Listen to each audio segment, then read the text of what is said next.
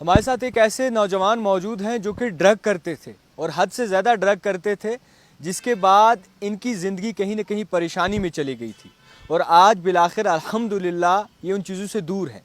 ان کا کیا حساب رہا ہے، کیوں آخرکار ڈرگ میں ملوث ہو گئے تھے، اور کس طریقے سے انہوں نے اپنی زندگی کے ساتھ لڑا ہے، ان سے جاننے کی کوشش کریں گے۔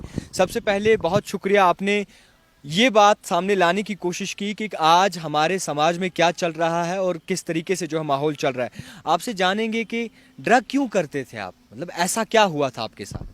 جی مطلب اگر انسان کسی چیز میں ڈیموٹیویٹ ہوتا ہے، یا گھر والے آج کل جو فیملیز ہیں ہمارے، وہ ہماری طرف دھیان کم دیتے ہو اور لگے رہتے ہیں کہ کمانے کے لگے رہتے ہیں، تو میں چاہتا ہوں کہ جو فیملی ہے، ہمارے ماں باپ ہے، وہ اپنے بچے کو صحیح تربیت دے اور صحیح دھیان رکھے کہ بیٹا کہاں جا رہا ہے، کوئی ٹینشن مت نہ ہے، کوئی سٹریس مت نہ لے رہا ہے، یا پڑھائی کی اور سٹریس ہے یا کسی اور معاملے میں سٹریس ہے۔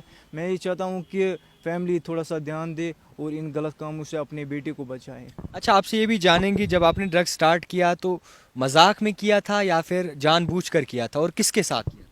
نہیں، پہلے تو مذاق میں کرتے تھے، دیکھتے تھے کہ اس میں کیسا مزہ آتا ہے وہ یہ، پھر جب اس ڈرگ نے یہ ڈرگ لت لگ جاتی ہے تو انسان پھر چھوڑ نہیں پاتا ان چیزوں کو۔ اچھا، کون کون سے ڈرگز آپ نے کیے تھے اور کیا اثر پڑا تھا آپ کی صحت پہ، اور کس طریقے سے آپ رہتے تھے، بیہیویئر کیا ہو جاتا؟ جی پہلے جب ہم کرتے تھے ویڈ پیتے تھے، کیونکہ ویڈ یہاں پہ عام ہے، کبھی بھی مل جاتا ہے، کہیں پہ بھی مل جاتا ہے، تو پہلے ہماری ایڈکشن ویڈ سے ہو گئی، اور جب ہم اس کی لت لگ جائے، اس کی پین جب آتی تو اندھیرے کمرے میں بیٹھ کے، اور سٹرس جب پین آتی تھی تو ہونٹ سوکھ جاتے تھے، اور بھی بہت ساری چیزیں ہوتی تھی، ایلیوژن آتا تھا، تو پھر پیتے تھے ہم یہ ویڈ۔ اچھا، کتنے دوست آپ کو سپورٹ کرتے تھے ان چیزوں میں، اور رات میں دیر گئے باہر نکلتے تھے آپ؟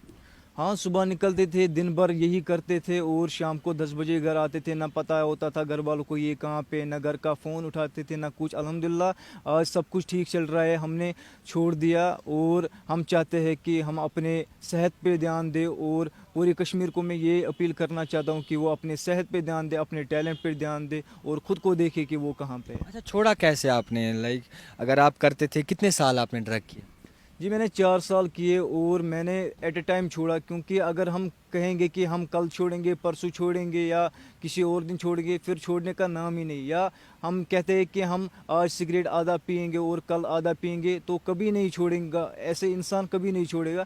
ایٹ اے ٹائم جو چھوڑتا ہے، بس خود سے پوچھو کہ مجھے چھوڑنا ہے، مجھے چھوڑنا ہے، کیونکہ سیلف ریسپیکٹ سب سے بڑی چیز ہوتی ہے۔ اچھا، آپ سے یہ بھی جانیں گے کہ جب آپ نے چھوڑا، پھر آپ کو کچھ پرابلم ہوئی اس سے، ایٹ اے ٹائم چھوڑنے سے؟ نہیں، پہلے جب چھوڑتے ہیں تو پرابلم ہوتی ہے، تھوڑا سا پین آتی ہے، لیکن میں نے ایک چیز جڑی بوٹی کا استعمال کیا، جو کشمیری جڑی بوٹی ہے، ادرک کا میں نے استعمال کیا۔ جب بھی مجھے وہ ٹیسٹ آتی تھی تو میں وہی ادرک چباتا تھا، اور چپ چاپ گھر کے کاموں میں دھیان دیتا تھا۔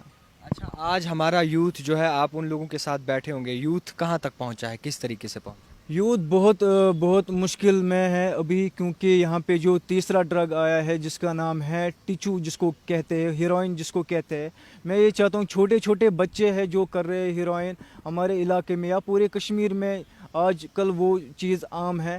میں یہ چاہتا ہوں کہ گورنمنٹ سے میں اپیل کرنا چاہتا ہوں کہ جو بھی یہاں پہ جس بچے میں جو بھی ٹیلنٹ ہے، چاہے اسکول کے ذریعے سے اس کو آپ اٹیمپٹ کریں، یا جو سوسائٹی کے ذریعے سے آپ اس کو اٹیمپٹ کریں، لیکن پلیٹ فارم دیجیے اور وہ اپنے ٹیلنٹ کی طرح دھیان دے۔ خیر، بہت شکریہ وقت دینے کے لیے، آپ نے یہ کہانی ہم تک پہنچائی۔ ایک کہانی تھی ایسے یوتھ کی جنہوں نے 4 سال ڈرگ کیا، جس کے بعد 4 سال بعد انہوں نے چھوڑا، اور کس طریقے سے ڈرگ میں ملوث ہوئے تھے، کیا کارن تھا، کیا آخرکار پرابلم تھی، وہ بھی آپ تک پہنچانے کی کوشش کی۔ ڈرگ سے دور رہیے، اپنی جانوں کا خیال رکھیے، اور ایسے ماحول میں نہ بیٹھیے جو آپ کو غلط چیزوں کی اور وہ آکرشک کرتا ہو۔ اسی سب کے بیچ جتنے بھی دیکھنے والے ہیں، جتنے بھی سننے والے ہیں، اپنی جانوں کا رکھیے خیال۔ دیکھتے رہیے the type writer Javed Khan کے ساتھ۔